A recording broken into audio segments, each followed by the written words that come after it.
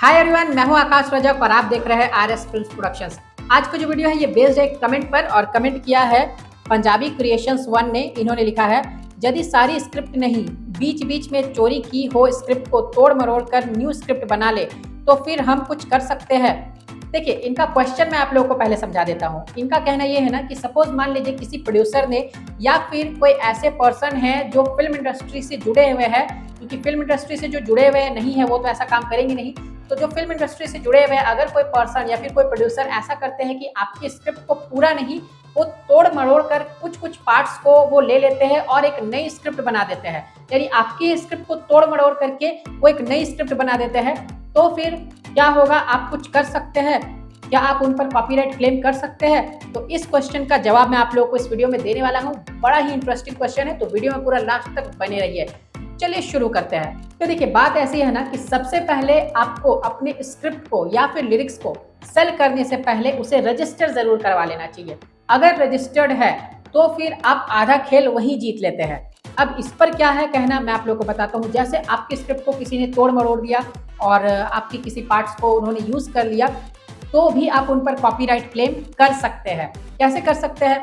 Suppose मान लीजिए कि आपके स्क्रिप्ट का कोई पार्ट उन्होंने उठा लिया, अपने स्क्रिप्ट में डाल दिया, तो आपको क्या करना है? आपको SWA से कंप्लेंट करना है। आपने उसे रजिस्टर करा करके रखा था, तो आप SWA से कंप्लेंट करेंगे और दोनों सीन्स अगर मैच हो जाते हैं, यानी दोनों जो सीन्स उन्होंने उठाया है या फिर जो मुद्दा उन्होंने उठाया है अगर मैच हो जाते हैं और ये बात प्रूफ हो जाती है कि आपने उन्हें कभी ना कभी स्क्रिप्ट भेजी है, तो फिर आप डेफिनेटली बहुत कुछ कर सकते हैं। उन पर आप कॉपीराइट क्लेम कर सकते हैं SWA के थ्रू।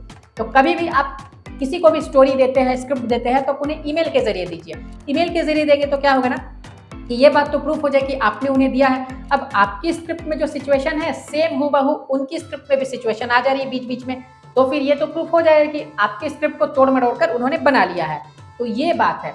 अभी देखिए, मान लीजिए कि सपोज मान लीजिए कि आपके स्क्रिप्ट को उन्होंने बहुत ही ज्यादा तोड़ मरोड़ दिया है, वो एक नई स्क्रिप्ट लगने लगी है, तो ऐसे भी वो आपकी स्क्रिप्ट चोरी नहीं हुई, क्योंकि जब उन्होंने मेन मुद्दा ही चेंज कर दिया तो फिर उसे चोरी नहीं कहा जा सकता है। तो याद रखें कि अगर उन्होंने मेन मुद्दा सेम रखा है, यानी कहानी का जो सेंट्रल कॉन्फ्लिक्ट है, जिस चीज पर कहानी आधारित है वो सेम रखा है, कुछ सीन्स को उठा करके डाल दिया, तो डेफिनेटली आप उन पर कॉपीराइट क्लेम कर सकते हैं।